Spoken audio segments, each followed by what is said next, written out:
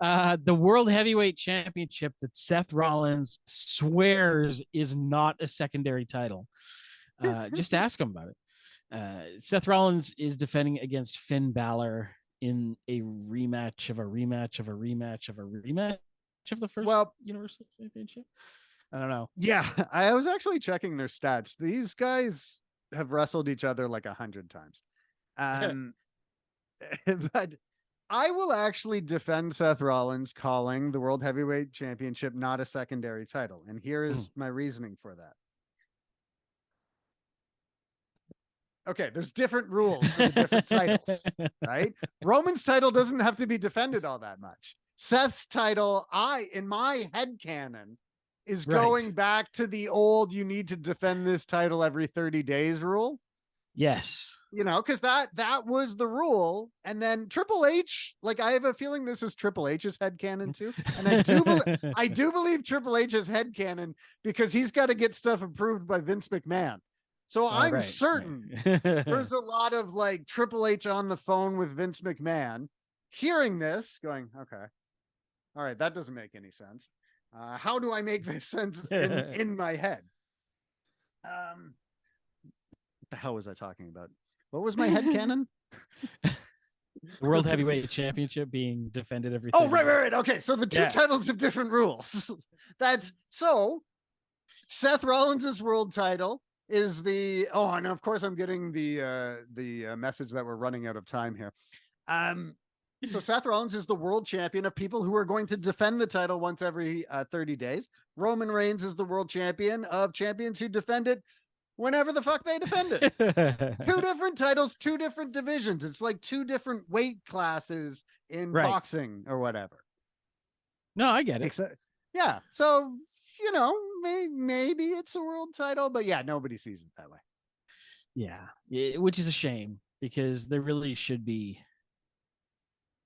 like less of a gap between the two top titles.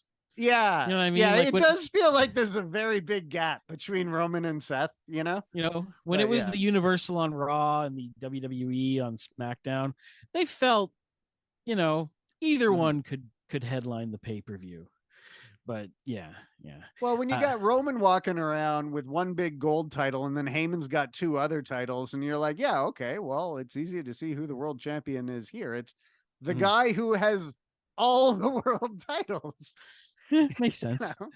Except for this new one, which looks different. This kind of bowl of spaghetti like.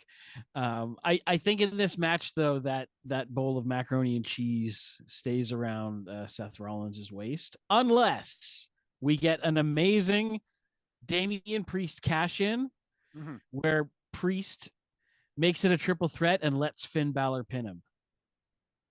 Oh, that's my long shot. I had not considered that.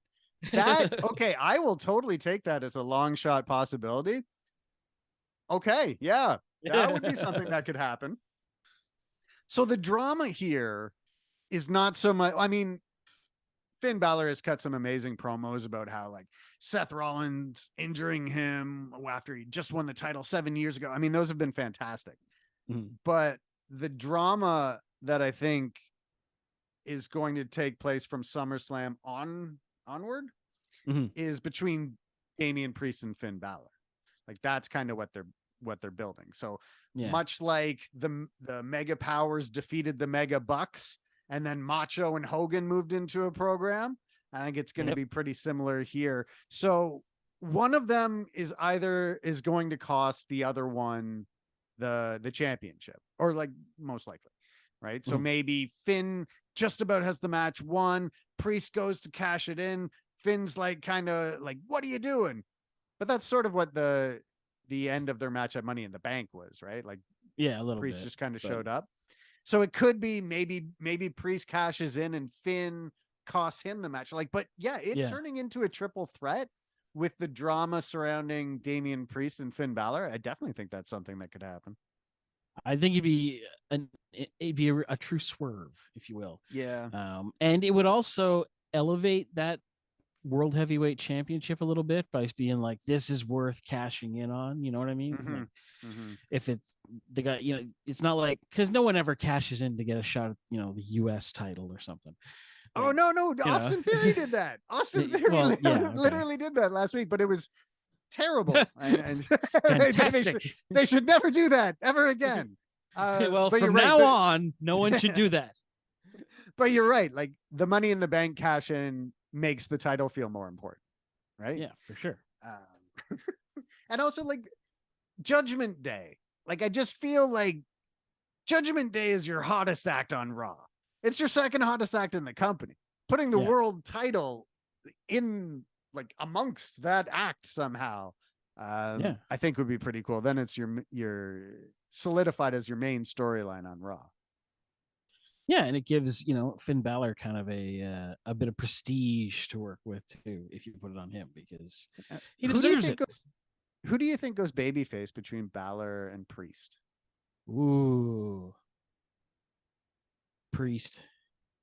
Yeah, I think Priest too, because I think they want to, I think they see him as someone like after the Bad Bunny stuff in Puerto Rico, how well that got over. I think they see him as somebody who could be in a babyface role. I don't think he's ever been in a babyface role his entire career, but I think he could do it. It might have been for a minute or two in NXT. Yeah, maybe when he was still doing the archery thing. The Archer of Infamy. Yes. But okay, so who does that mean Priest leaves the Judgment Day or Balor leaves Judgment Day? Maybe they all try to coexist. They're like, the group is more important. Well, okay, if what you're saying could happen happens, then it's like, okay, there is no tension amongst Judgment Day, and now they're your top heel faction. Priest is wearing the belt, or Balor's wearing the belt. It doesn't matter. Priest should cash it in on behalf of Dominic, and then Dominic should win the title. They should be like, that should be like Balor and Priest, but there's like, it's not about us, man. It's about the Judgment Day. Let's give it to Dominic. I'd love it. I would love that. That would be incredible. You could do your own belt collector storyline with Dominic, where he's just going around collecting belts. I want him to be the most decorated Mysterio. Oh my God.